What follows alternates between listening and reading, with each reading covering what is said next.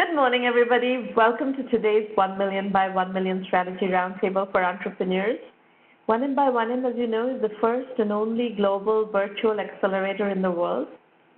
Our mission is to help 1 million entrepreneurs reach $1 million and beyond in annual revenue. And in support of that mission, we do a lot of work in the media. We do these roundtables every week after week after week. This is the 438th session. And these have been going on since the fall of 2008. So we've seen more than 100,000 people come to these sessions. It's become quite a fixture in the entrepreneurship ecosystem of the world. And the event is being recorded. You will find all recordings of every single session on the 1M1M Roundtable's YouTube channel.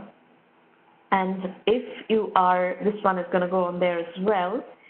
If you're live tweeting the show today, please use hashtag 1M1M. Our Twitter handles are at 1M by1M and at Romana. And we publish a lot of interesting content through there.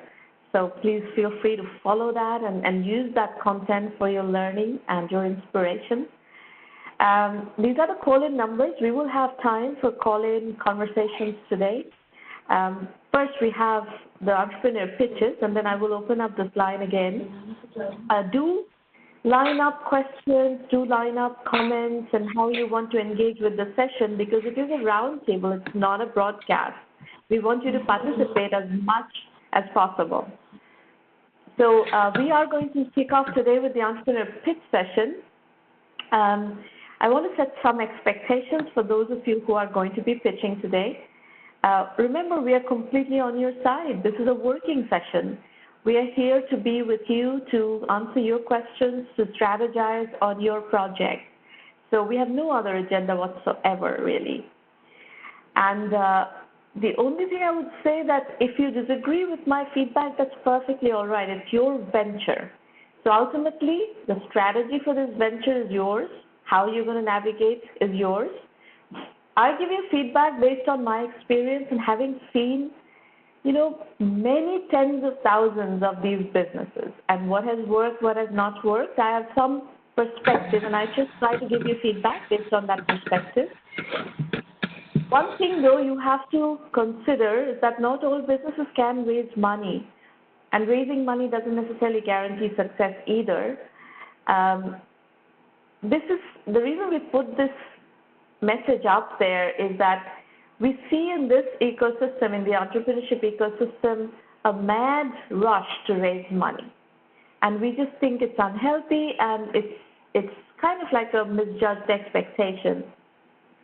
So you have to figure out what is your funding strategy based on what is your business. And we will try to give you indicators on that if you ask for that. But generally, it's something that you have to be aware of. Okay, Andrews, you are first from Noida, India. Please come on and unmute your line and tell us what you're working on. You're a musician. I love musicians. Thank you.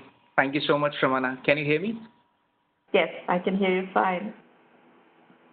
Okay, so it's all written over there.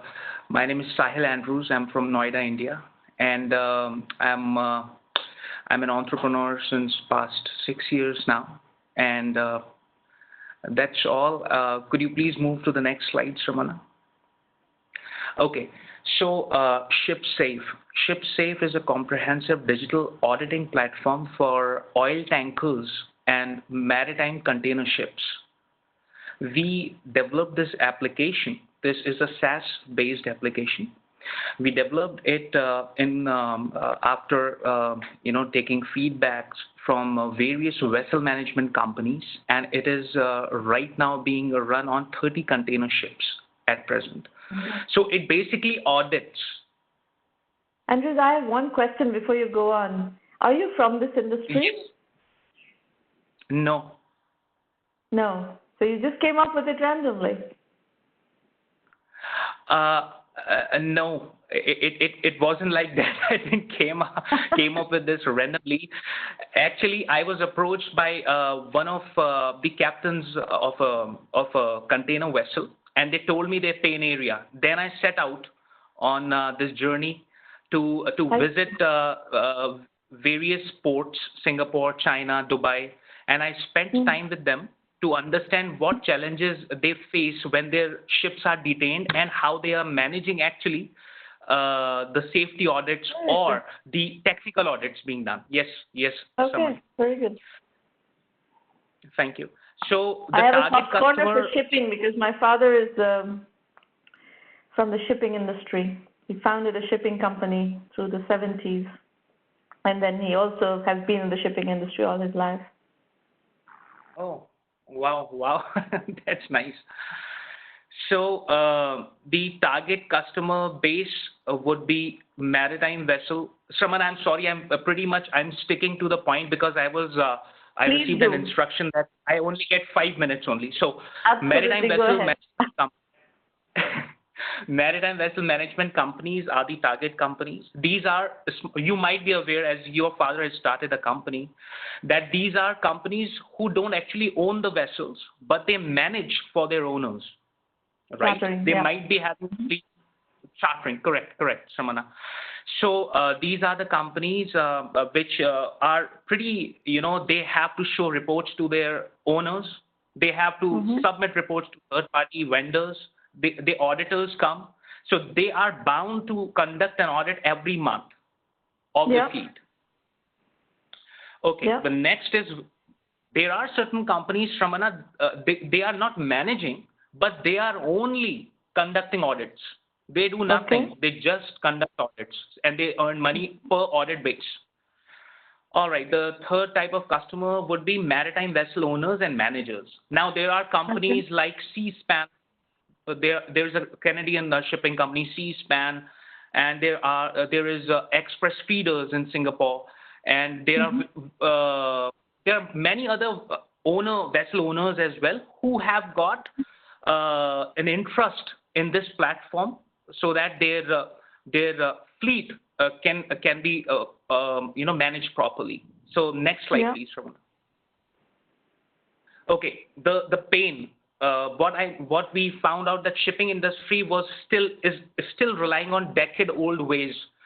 They were managing Excel sheets. They were ticking all the points. If they have 40 ships, the inspector used to go on those ships, and he had that Excel file with him. He used to tick all the points of SOLAS parameters. So safety of life at sea, ISPS, MLC, all these points combining together makes 3,000 point checklist. And even after that, it is just a pile of paper kept in their offices. Owners don't know what is happening on the ship. And there were certain instances wherein ships were detained, and they had to pay a huge penalty for port detention in one of the cases out of 100. But it is a fact. So they told us that if our owners are able to see that we are managing their vessel's quality as a whole as well. So see, this application is capable of clicking photos as well. So let's say if I check a point, if the hull of a ship has got a trouble, and I have notified in the iPad application that hull is not okay, and I click the photograph of it. So I send it to the owner, and the management company asks money for that we need to take care of this. This particular part is not in the right part. And there are so many other parameters as well, 3,000, which this audit application can audit a container ship on. So solution, we developed an iPad application, and which is being run currently on 30 odd vessels. And Shamana, you might be aware, I think I'm crossing my time. You might be aware that in shipping, in shipping, what is the trouble? That the internet is pretty costly. The VSAT data is pretty costly. So I have stayed almost on 15 ships, and they are pretty crazy about paying 4 GB data cost every month. It comes around $3,000 a month. So if we can save, they told us if you can build an application which consumes lesser amount of data in synchronization and all. So our iPad application doesn't consume any data. So the inspector can audit the entire checklist without being online, and he can sync that sync that audit once he's in his hotel room. Perfect. Okay. Yeah. Yeah.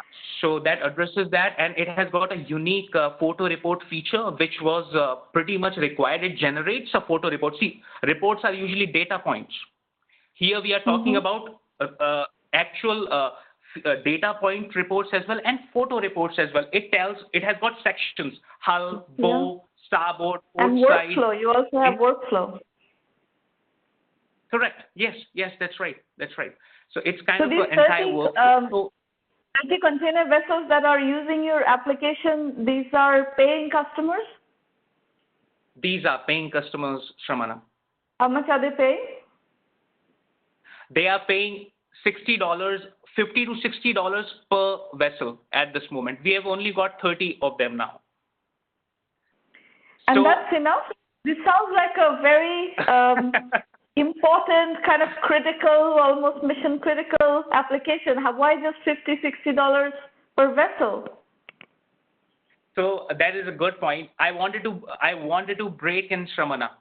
So I have been running this application. You have already made the decision to give it to them for $50, $60. You don't have a subscription fee on a recurring revenue basis, nothing? No. It is per month recurring. Oh, per month recurring. So $50, $60 per month recurring per vessel. Correct. Yeah.